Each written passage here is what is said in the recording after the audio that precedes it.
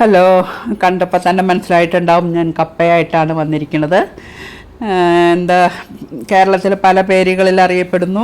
തിരുവനന്തപുരം സൈഡിലേക്ക് മരച്ചീനി, ഇടുക്കി കോട്ടയം ഭാഗത്ത് കപ്പ, തൃശ്ശൂർ ഭാഗത്തേക്ക് കൊള്ളിക്കിഴങ്ങ്, മലപ്പുറം ഭാഗത്തേക്ക് പൂളക്കിഴങ്ങ്. ഇത്രയായിട്ട് എനിക്കറിയുള്ളൂ. മറ്റുള്ള ജില്ലകളിലെ എന്താണെന്നൊന്നും എനിക്കത്ര അറിയില്ല. ഈ 3 ജില്ലകളും എനിക്ക് പരിചയമുള്ളതുകൊണ്ട് ഞാനത് പറഞ്ഞു എന്ന് മാത്രം. അപ്പോൾ ഇതിങ്ങനെ തള്ളീരി അരിഞ്ഞ് തോരൻ വയ്ക്കാമെന്നാണ് പറയണത്. ഇങ്ങനെ അധികാരം വെച്ച് കണ്ടിട്ടില്ല. ഇതെൻ്റെ അമ്മ ഉണ്ടാക്കി തന്ന ഓർമ്മയാണ് കേട്ടോ. ഇത് കപ്പ ഇങ്ങനെ തുണ്ടം പുഴുങ്ങും, അല്ലെങ്കിൽ ചെണ്ട പുഴുങ്ങുക. അത് പൊതുവേ ഉള്ളതല്ലേ, മുളക് ചമ്മന്തിയും കൂട്ടി കഴിക്കണത്. അത് കേരളത്തിലെ എല്ലായിടത്തും ഉണ്ടെന്ന് തോന്നുന്നു. പിന്നെ കപ്പ പുഴുക്ക്, കപ്പ കുഴയ്ക്കുക എന്നൊക്കെ പറയും. ഇത് രണ്ടും അല്ലാത്ത രീതിയാട്ടോ ഞാനിപ്പോൾ ഉണ്ടാക്കുന്നത്. ഇങ്ങനെ കനം കുറച്ചരിഞ്ഞിട്ട് സാധാ ഇങ്ങനെ വാട്ടിയെടുത്ത് തോരൻ വയ്ക്കുന്ന പോലെ വയ്ക്കും. അപ്പോൾ ഇതിങ്ങനെ ഉണക്കിയതാണ് കേട്ടോ. ഇത് ഞാനിങ്ങനെ ഉണക്കി വെച്ചിരിക്കുന്നതാണ്. ഇത് ഈ ഷേപ്പിൽ ഇതിന് അവലുകപ്പ എന്നാണെന്ന് തോന്നുന്നു വരയിട്ട്. ഇപ്പം ഞാൻ അരിയണ പോലെ അരിഞ്ഞിട്ട് വാട്ടി ഉണക്കി വെച്ചതാണ്, വെയിലത്ത് വെച്ച് ഉണക്കിയതാണ്. അതുപോലെ ഈ ഷേപ്പിലുണ്ട്. ഇത് ഉപ്പേരിക്കപ്പ. ഇത് ഇങ്ങനെ ഉപ്പേരിക്കപ്പ. ഇത് പണ്ടൊക്കെ മഴക്കാലം ആകുമ്പം നല്ല കർക്കിടക മാസത്തിൽ നല്ല മഴയത്ത് വറുത്ത് കോരി ഇതും കട്ടൻ കാപ്പിയും കൂടെ കഴിക്കുന്നതൊക്കെ ഓർമ്മ വരണം. അപ്പോൾ അന്നൊക്കെ എന്ന് പറഞ്ഞാൽ ഇങ്ങനെ കപ്പ ഉണക്കി സൂക്ഷിച്ച് വെക്കില്ല. ഇപ്പോഴും കിട്ടും അവിടെയൊക്കെ, തൊടുപുഴയൊക്കെ ഇങ്ങനെ വാങ്ങാൻ കിട്ടും. ഞാൻ വീട്ടിൽ പോയിട്ട് വരുമ്പോൾ വാങ്ങിയിട്ട് വരാറുണ്ട്. പക്ഷേ ഈ തൃശ്ശൂർ സൈഡിലേക്കൊന്നും അങ്ങനെ അധികം ഞാൻ കണ്ടിട്ടില്ല. കിട്ടുന്ന സ്ഥലം ഉണ്ടാവാം, എനിക്കറിയില്ല. അപ്പോൾ ഞാൻ ഈ ചെറുപ്പകാലത്തേക്കൊന്ന് പോയിട്ട് വരാം കേട്ടോ. അപ്പം ഇടുക്കി ജില്ലയിൽ കപ്പ മെയിനാണല്ലോ. അത് എല്ലാ വീട്ടിലും തന്നെ. എൻ്റെയൊക്കെ ചെറുപ്പകാലത്ത് ഞാനൊരു 10ാം ക്ലാസ്സിലൊക്കെ എത്തിയപ്പോഴത്തേക്കും കപ്പ കൃഷിയൊക്കെ കുറഞ്ഞ റബ്ബറായി, കൊക്കോയായി. കപ്പയുടെ സ്ഥാനത്തൊക്കെ കൊക്കോ, പിന്നെ റബ്ബർ, അങ്ങനെയായിരുന്നു വന്നത്. അപ്പോൾ അതിലും മുമ്പൊക്കെ കപ്പ കൃഷി, അതൊക്കെ എനിക്ക് ഓർമ്മയുണ്ട്. കപ്പ കൃഷിയാണ്, എല്ലാ വീട്ടിലും കപ്പത്തോട്ടം ഉണ്ടാവുക. കപ്പത്തോട്ടത്തിൽ പോയി കളിക്കുക, ആ കപ്പയുടെ എന്താ പറയുക, അതിൻ്റെ ആ തണ്ട് കൊണ്ട് ഓരോന്നുണ്ടാക്കുക, മാല കെട്ടുക, അങ്ങനത്തെ കളികളൊക്കെ ഉണ്ടായിട്ടില്ലേ. പറഞ്ഞു വന്നത്, ഈ കപ്പ പറിക്കലൊരു ആഘോഷമാണ്. ഇപ്പോൾ ഒരു വീട്ടിൽ കപ്പ പറിക്കാനുണ്ടെങ്കിൽ അന്നത്തെ നാട്ടിലെ ആൾക്കാർ മുഴുവൻ അവിടെ കൂടും കപ്പ പറിക്കാനായിട്ട്. കൂലിയൊന്നും കൊടുത്തല്ല, എല്ലാവരും കൂടെ അതൊരാഘോഷമായിട്ട് കപ്പ പറിച്ച്, രാത്രിയിലാണ്, പകലൊക്കെ എല്ലാവരും പണിക്ക് പോകുമല്ലോ. അപ്പോൾ കപ്പ പറിച്ച് ഇങ്ങനെ കൂട്ടിയിട്ടിട്ട് കുറേ പേര് കപ്പയുടെ തൊലി കളയാൻ, കുറേ പേര് പുഴുങ്ങാൻ, വലിയ ചെമ്പ് വാർപ്പ്, പിന്നെന്താ അത് കോരിയെടുത്ത് വെള്ളം കളയുക, വാട്ടുക, പാറപ്പുറത്തിട്ട് ഉണക്കുക, ഇതൊക്കെയായിരുന്നു. അപ്പം നമ്മുടെ കപ്പ നന്നായിട്ട് അരിഞ്ഞെല്ലാം കഴിഞ്ഞ് കഴുകി എടുത്ത് വെച്ചിട്ടുണ്ട് കേട്ടോ.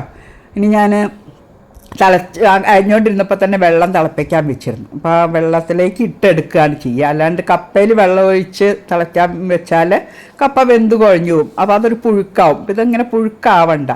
എനിക്ക് തോന്നുന്നത് പണ്ടൊക്കെ എന്ന് പറഞ്ഞാൽ കപ്പ എന്താ പറയുക, ഓരോ സമയത്ത് നടുന്ന കപ്പയ്ക്ക് വേവിൽ വ്യത്യാസം വരുമല്ലോ. തുലാക്കപ്പ, 100 കപ്പ എന്നൊക്കെ ഇങ്ങനെ കേട്ടിട്ടുണ്ട്. അപ്പം എത്ര തിളച്ചാലും വേവാത്ത കപ്പ ആയിരിക്കാം ഇങ്ങനെ ഉണ്ടാക്കിക്കൊണ്ടിരുന്നത്. ഇപ്പോഴത്തെ കപ്പ എന്ന് പറഞ്ഞാൽ എല്ലാം ഒരേ പോലെയാണ്, പെട്ടെന്ന് വേവുന്ന കപ്പ തന്നെയാണ്. അപ്പോൾ ഇത് ഇങ്ങനെ തിളച്ച വെള്ളത്തിലിട്ടിട്ട് അപ്പം തന്നെ എടുക്കാം. ഇട്ട് തിളപ്പിച്ചാൽ അത് കുഴഞ്ഞു പോകും. അപ്പോൾ ഇത് മതിയാവും. 2 മിനിറ്റൊക്കെ കഴിഞ്ഞപ്പോൾ ഞാനത് വാങ്ങി വെള്ളം ഊറ്റിയിട്ട് ഒരു ഓട്ടപ്പാത്രത്തിലേക്ക് ഇട്ടെടുക്കുകയാണ് കേട്ടോ. അപ്പോൾ വീണ്ടും നമുക്ക് ആ പഴയ കാലത്തേക്കൊന്ന് തിരിച്ചു പോകാം. അപ്പോൾ കപ്പ ഇങ്ങനെ വാട്ടി ഉണക്കി സൂക്ഷിച്ച് വയ്ക്കും. അതൊരു കരുതലാണ്. നെല്ലൊക്കെ സൂക്ഷിച്ച് വയ്ക്കില്ല, അതുപോലെ കപ്പയും സൂക്ഷിച്ച് വയ്ക്കുമായിരുന്നു. നെല്ല് ഒരു അറയിൽ, നെല്ലാണെങ്കിൽ ഒരു അറയിൽ കപ്പ. അത് എന്നിട്ട് ഈ കർക്കിടക മാസം മഴക്കാലത്തൊക്കെ പാടത്ത് പണിയാൻ വരുമ്പം അവർക്ക് കൊടുക്കാൻ, അവർക്ക് കഞ്ഞിയും ഈ കപ്പയും പയറും കൂടെ ഇട്ട് പുഴുങ്ങും. പയറെന്ന് വെച്ചാൽ ഉണക്കപ്പയർ. അതായത് വേനൽക്കാലത്ത് പാടത്ത് പയർ കൃഷി ചെയ്യും. ആ പയർ ഉണക്കി വയ്ക്കും. അപ്പോൾ ഈ പയറും കപ്പയും കൂടെ ഉണക്കി പുഴുക്കാക്കും. ഉണക്കിയല്ല, പയറും കപ്പയും കൂടെ പുഴുങ്ങും. അതാകുമ്പോൾ അതിൻ്റെ ഇടയിൽ ഞാൻ വലിയ ഉരുളി അടുപ്പത്ത് വെച്ച് മുളക്, ഉഴുന്ന്, കടുകൊക്കെ പൊട്ടിച്ചിട്ടുണ്ട്. മുളക് ഞാൻ കുറച്ച് കൂടുതൽ ഇടുന്നുണ്ട്. ഇതെന്തിനാന്ന് വെച്ചാൽ എനിക്ക് മീൻ കൂട്ടി കഴിക്കാൻ ഇഷ്ടമല്ല. അതുകൊണ്ടാണ് മുളക് ഈ മുളക് ഉടച്ചാണ് ഞാൻ ഈ കപ്പ കഴിക്കുന്നത്. അപ്പോൾ നമ്മളിത് തേങ്ങയും ജീരകവും ഉള്ളിയും വെളുത്തുള്ളിയും കാന്താരി മുളകും ഒക്കെ കൂടെ ഇട്ട് ചതച്ചതാണ് കേട്ടോ.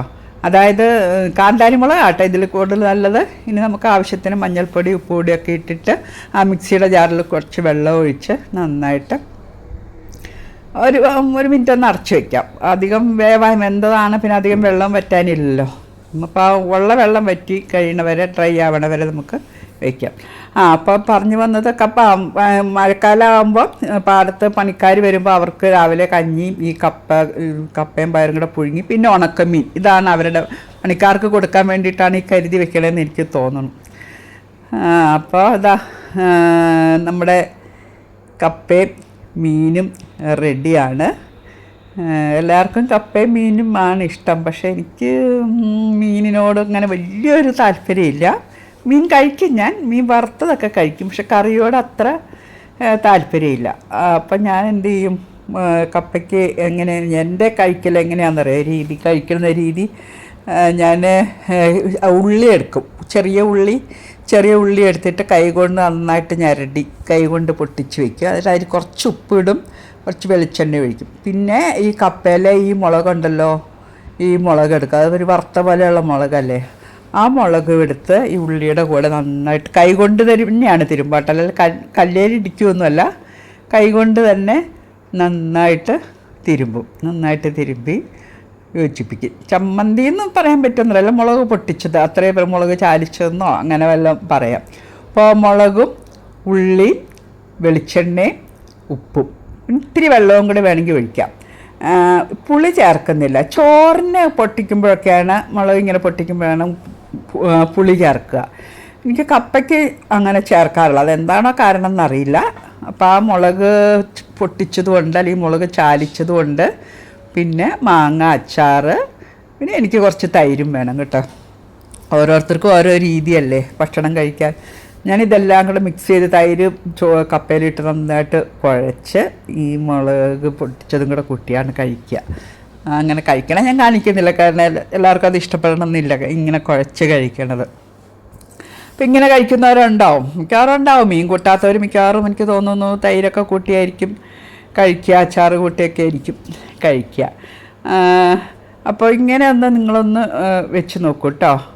ഇത് എനിക്ക് പറഞ്ഞാൽ ഈ മലപ്പുറം തൃശ്ശൂർ ഭാഗത്തേക്കൊക്കെ മെയിൻ ഭക്ഷണം അല്ല കപ്പ. ചോറിൻ്റെ സൈഡിൽ വിളമ്പൻ കപ്പ കൊണ്ട് മെഴുക്കുവരട്ടി അങ്ങനെയൊക്കെ ഉണ്ടാവും. അപ്പോൾ ഇതിങ്ങനെ ഒന്ന് എല്ലാവരും ഒന്ന് ഉണ്ടാക്കി